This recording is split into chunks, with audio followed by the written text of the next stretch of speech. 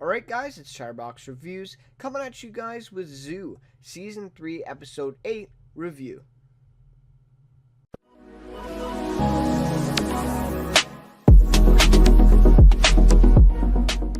So, personally, I did really enjoy this episode.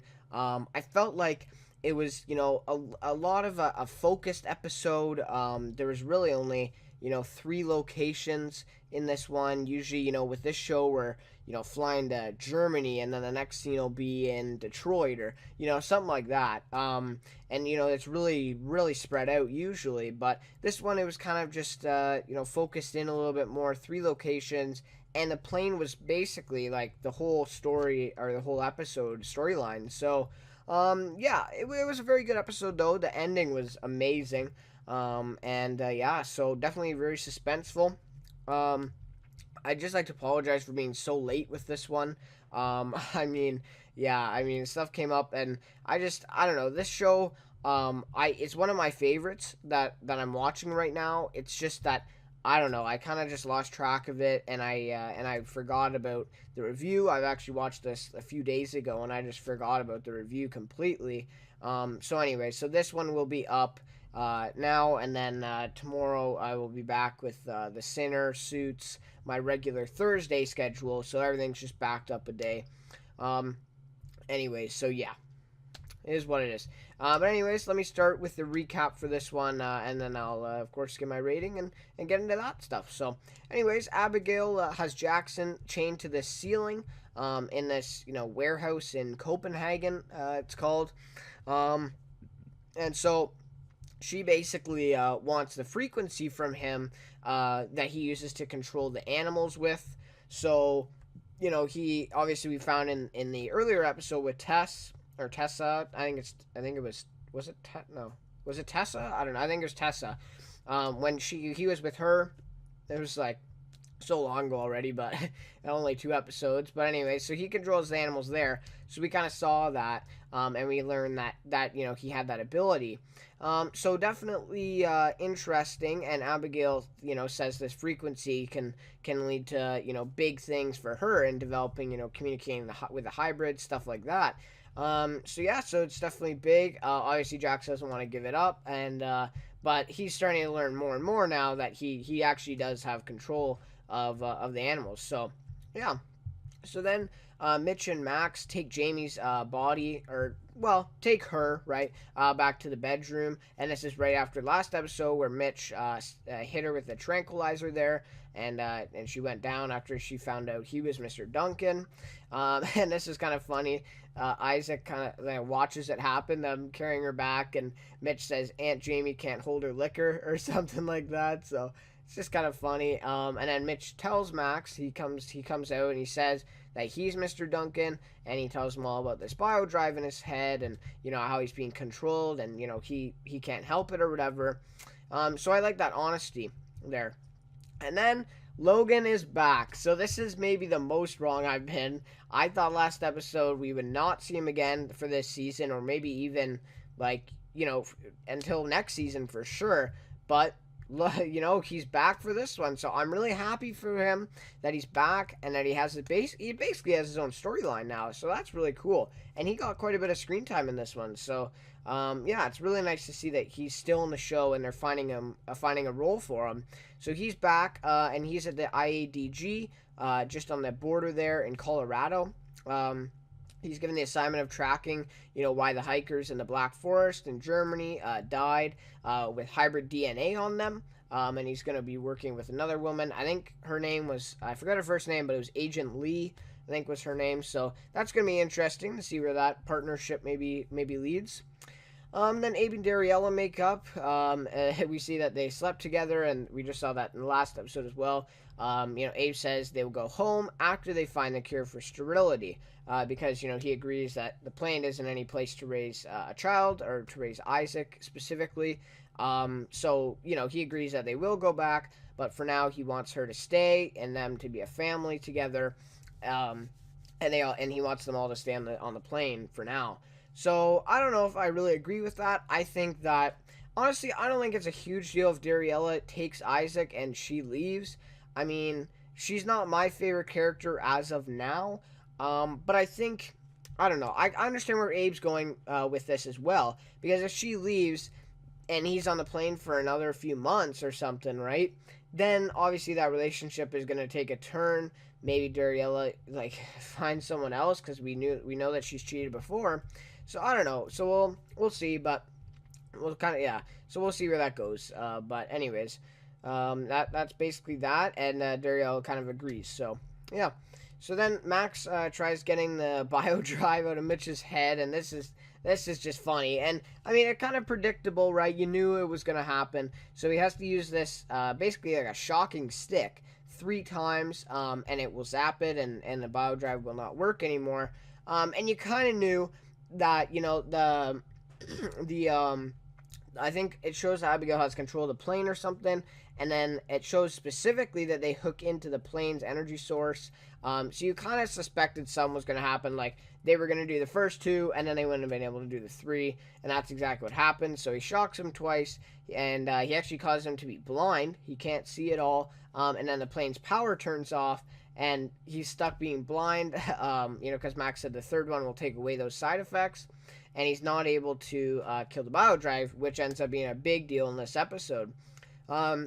But that's just a funny scene. Any scene with Max and Mitch in it, like Mitch just has these one-liners like that go on so like he just delivers them so fast, but it's hilarious. And they really have some great chemistry between the two actors as well. So, yeah, that's those are great ones. And then Abigail. So we're back in Copenhagen now, and she tells Jackson that she's the one causing the malfunctions on the plane with her octopus hybrid. At that point, we don't know it's an octopus, but an octopus, I guess. I think that's what it was. And she wants to bring the plane down with all of his friends in it if he doesn't give her the frequency, so that she can use it for other things. We don't know exactly what she's going to use it for, but we know the frequency in her hands, could lead to, it's not going to be good, right? So, yeah. So then Jamie and Dariella go to the vehicle bay. This was a really scary scene for me. I didn't know what was going on because, in this show, a lot of the times, now they've really only killed one main character off, and that's Chloe, back in, I think it was, season 2. And that was a crushing death, by the way. But to be honest, I thought Dariella was going to go in this scene, but apparently not. They both survive, but they go to the vehicle bay, take care of this hybrid. But the hybrid, is really smart. And we've seen this before in Zoo, that these animals are just like smarter than us, smarter than humans. And the hybrid opens up the bay door for the plane. So they're at really high in the sky, and this door is open, right? So they can just fly out, and they'd be goners. But Abe's able to rescue them. He cuts some wires or something and connects them and closes it. And they basically have to get a new plan because this hybrid has gotten away. So then the team gets the auxiliary generator up and running to support Clem's healing tank. And so, they only had 5 minutes to do this. So there was a lot of time stuff in this one too, that it would say like, there's 5 minutes to this, 10 minutes to this, and a lot of countdown stuff. So that made it even more intense that we knew the exact timeline that they were on, and that they had to do this quick. So I really like the way they did that. And so they get Clem's healing tank back on so that she's okay for now. But then kind of when they're there in the tank, they hear that the full engine failure is going to happen in 10 minutes. And we also see that, or hear that Logan's voice is the AI on the plane. And that's just, that is hilarious, honestly. Because, and Mitch even says, why is he here, or something like that, right? So that's just, really funny. Really ironic for Mitch, right? That's just something that would happen to Mitch. But, anyway, so that's funny. And then Jamie obviously explains that, they did it as a joke, and that, this is the first time that his voice has ever been on, because they've never had this stuff happen.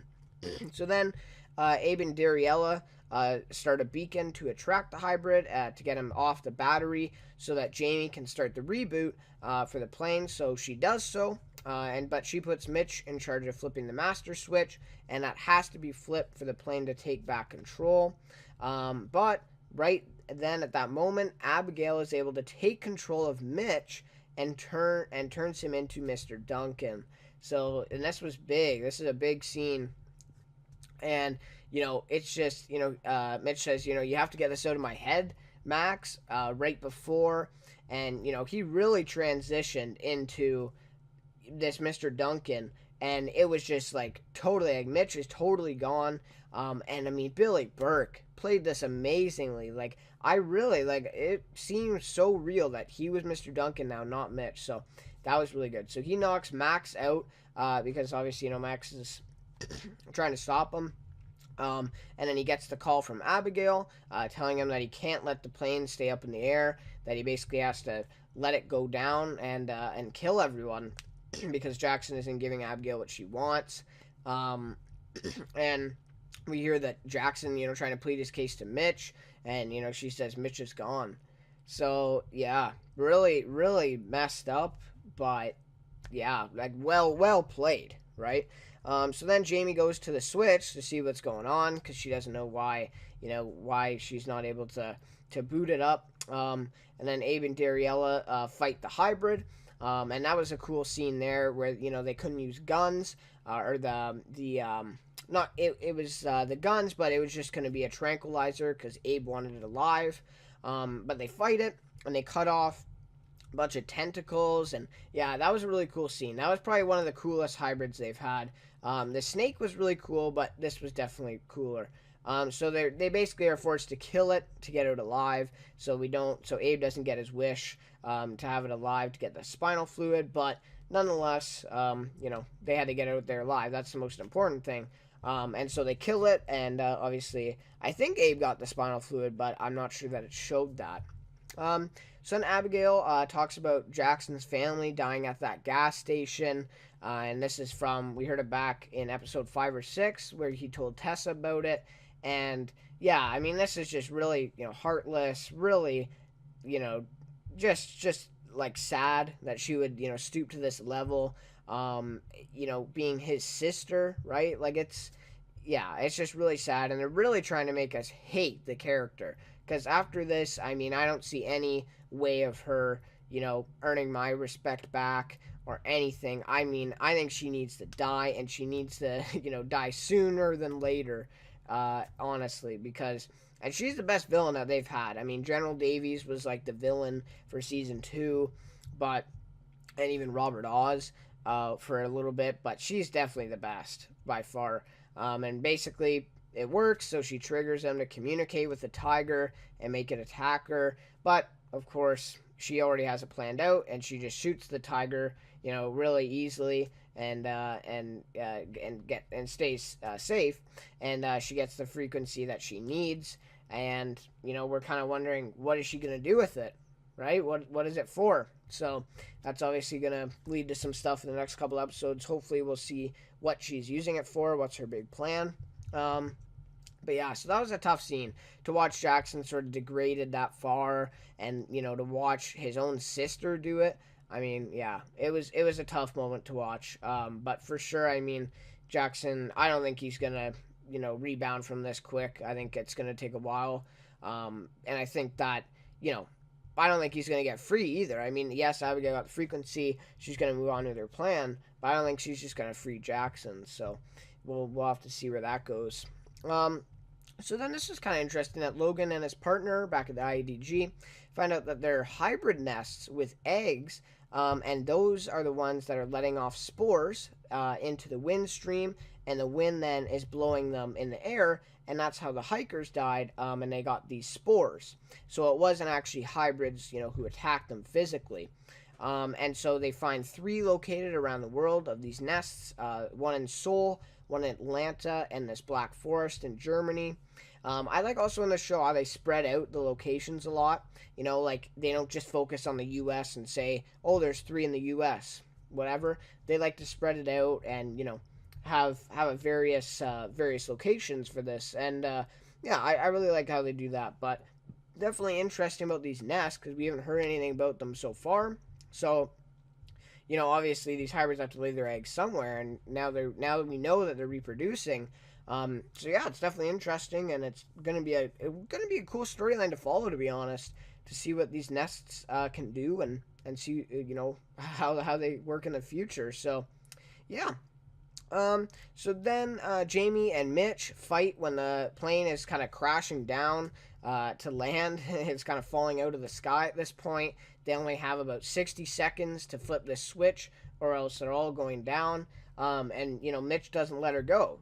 He's Mr. Duncan, and he can't turn back. There's no, like, he is Mr. Duncan. He's not Mitch anymore. Mitch is gone.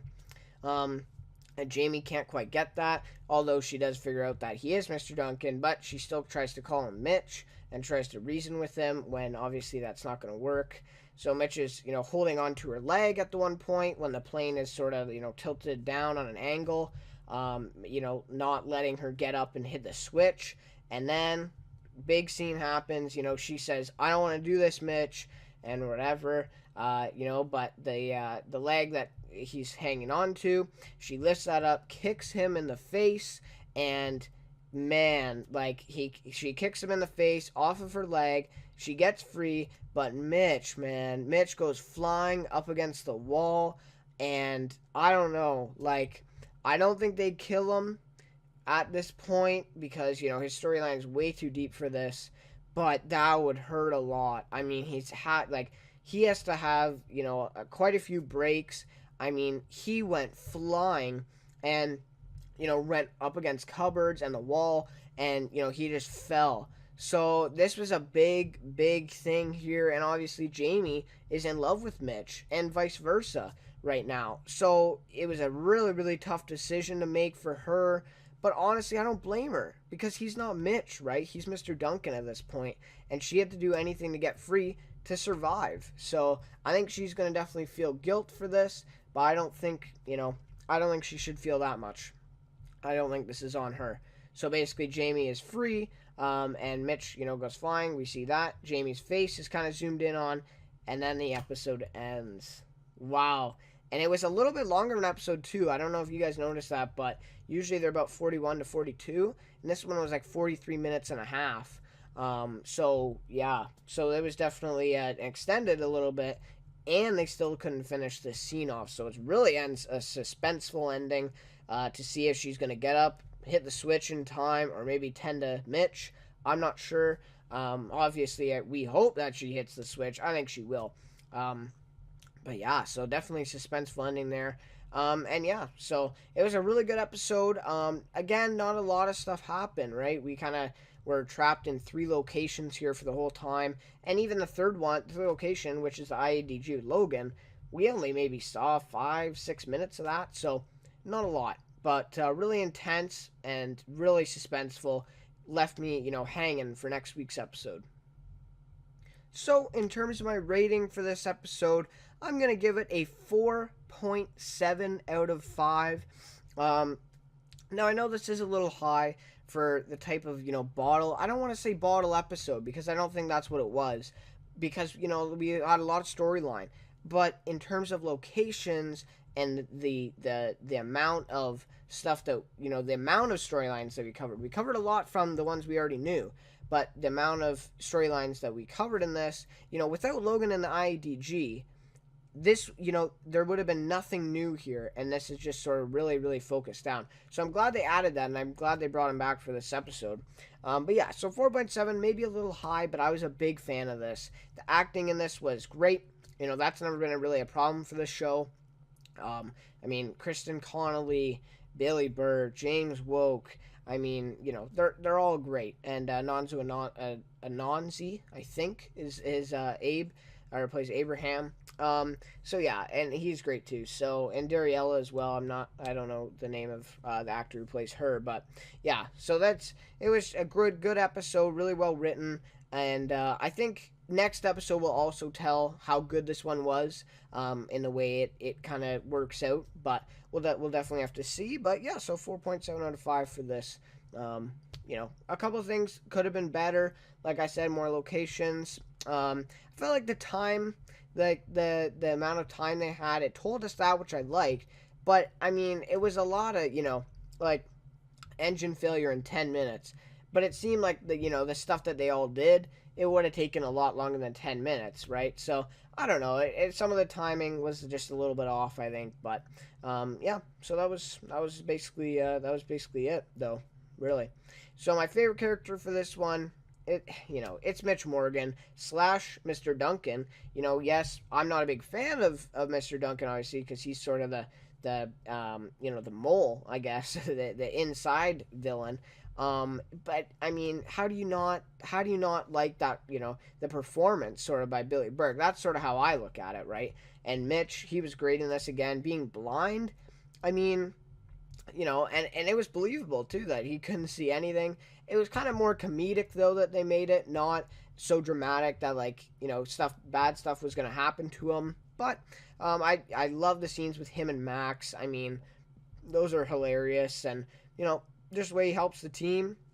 And it's not his fault that he gets turned into Mr. Duncan. He can't, and we can tell that him doing the trank on Jamie last episode, that wasn't, he didn't want to do that because he knew he was Mr. Duncan. He's a bad guy, just Mitch.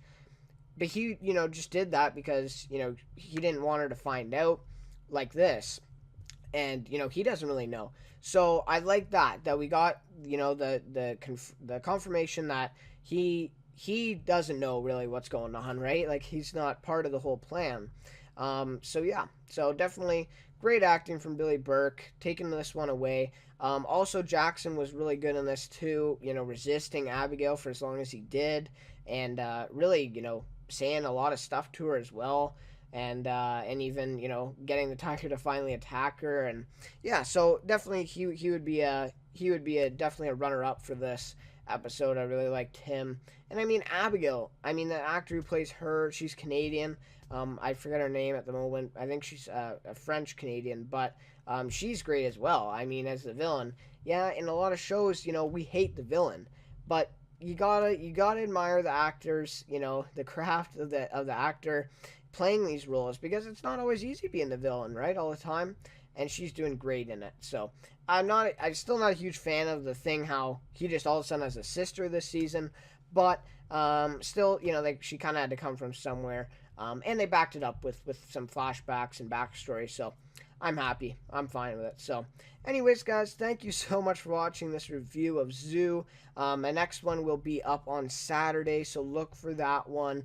And that'll be episode 9. So then after that, we only have 4 weeks left. The summer TV is coming to an end here. So, yeah, but fall, don't worry. I have some new shows already set up for that. And I'm excited for that as well. So, anyways, guys, like I said, thanks for watching. Thanks for the support lately. And I'll see you next time for Season 3, Episode 9 of Zoo.